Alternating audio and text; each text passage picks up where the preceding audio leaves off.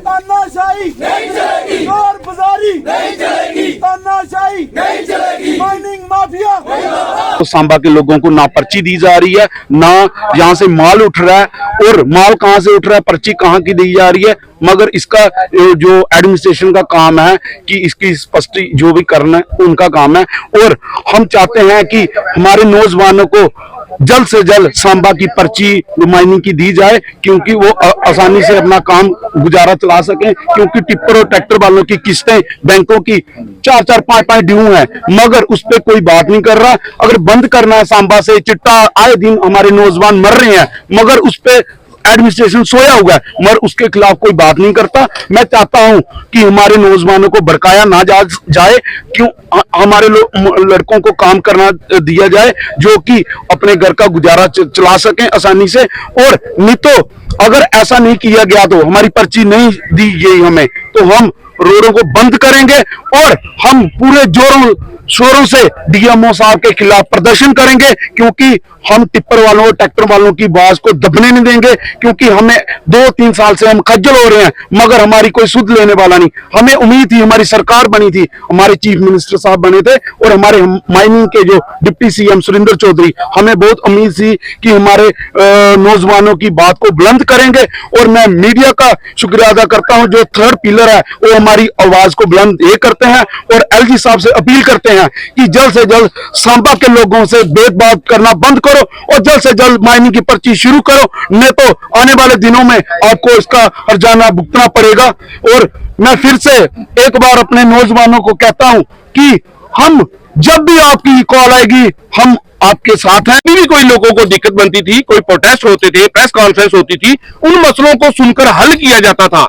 लेकिन पिछले 2 साल से ऐसा क्या है कि हमारी इस डिमांड को, जो कि डेवलपमेंट के नाम के ऊपर सबसे अहम जो है वो माइनिंग ही है, उसको खोला नहीं जा रहा। तो कहीं ना कहीं हमें ऐसा लग रहा है कि इस माइनिंग के थ्रू एक बहुत बड़ा करप्शन का नेक्सस जो है हमारे जिला सांबा में या जम्मू कश्मीर यूटी में चलाया जा रहा है। और सबसे बड़ी बात, बहुत बड़े हमारे जैसे जम्मू के एमपी जीत के आए, हमारे एमएलए जीत के आए, उनको भी इस बात से कोई लेना देना नहीं है कि डेवलपमेंट कैसे होगी। प्रधानमंत्री आवास योजना जो मिल रही है, उसका मकान जो गरीब ने बनाना है, अगर माइनिंग बंद है तो कहां से बनाएगा। शौचालय जो बड़े बड़े दावे किए जा रहे हैं, अगर बनाना होगा कहां से बनाएगा। सबसे बड़ी बात, जिस दिन से हमारी माइनिंग खुली है उसके बाद एक पोर्टल है जिसमें से इसके लैसी जो है, जो कॉन्ट्रैक्टर है, उन्होंने पैसे डालकर इस ब्लॉक को खरीदा है। उन्होंने उसके पैसे जमा करवाने थे, वो पोर्टल डीएमओ साहब चलाते हैं। जब हम डीएमओ साहब के पास इस डिमांड को लेकर गए कि अगर हमारा पोर्टल हमारी माइनिंग खुल गई है तो इसको ओपन किया जाए, तो डीएमओ साहब ने कॉन्ट्रैक्टर से बात की। और जब हमने डीएमओ साहब के पोर्टल के बारे में पूछा तो 1,60,000 मैट्रिक टन जो माइनिंग है वो लैसी यानी कि कॉन्ट्रैक्टर को दे दी गई है। अब उसमें से कितनी माइनिंग जो है इस ब्लॉक से हमारे कर दी गई है, ये डीएमओ साहब बेहतर जानते हैं। उन्होंने हमें बताया था कि जो पर्ची है, जो कॉन्ट्रैक्टर जो आगे माइनिंग लेने वाले हैं वो ले रहे हैं, लेकिन यहाँ पे हमारे माइनिंग डिपार्टमेंट के जो एम्प्लॉय हैं, सतपाल जी यहाँ पे रहते हैं, आज उनसे भी हमारी बातचीत हुई। हमने उनको भी पूछा कि 28 तारीख के बाद यहां से कोई माइनिंग हुई है, किसी ने पर्ची दी है या माइनिंग उठाकर लेकर गया है, तो पता चला कि कोई माइनिंग जो है इस ब्लॉक से नहीं हुई। अब जो पर्ची डीएमओ साहब के उसकी में भी ऑनलाइन हुई है पोर्टल से, अब वो पर्ची कहां गई है, इसका बेहतर जवाब डीएमओ सांबा देंगे।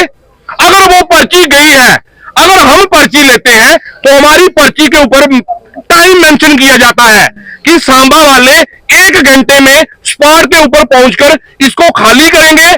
अलबत्ता अगर नहीं करते हैं तो रास्ते में पुलिस पकड़ लेगी या माइनिंग डिपार्टमेंट पकड़ लेगा और जुर्माना 5,50,000 या 5,000 रुपया भी हो सकता है। तो अगर ये जो माइनिंग का पोर्टल के डीएमओ साहब से पर्ची गई है, मैं हमारे एलजी साहब मनोज सिन्हा जी से, हमारे चीफ मिनिस्टर उमर अब्दुल्ला साहब से, हमारे माइनिंग के minister, deputy chief minister Surendra Chaudhary ji से ये रिक्वेस्ट करूंगा कि ये जो 2 साल से नेक्सस हमारा जम्मू कश्मीर में माइनिंग का चलाया जा रहा है, इसका बांधा फोड़ किया जाए।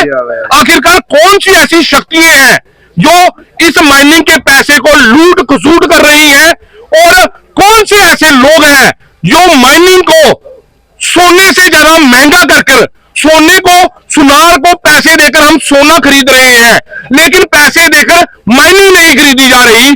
सोने से महंगी हो गई है हमारी रेत बजरी माइनिंग करना। इसलिए आपके चैनल के माध्यम से हमारी 2 ही डिमांड है, पर्ची काटी जाए, हमारे लोगों को पर्ची दी जाए और सांबा के लोगों को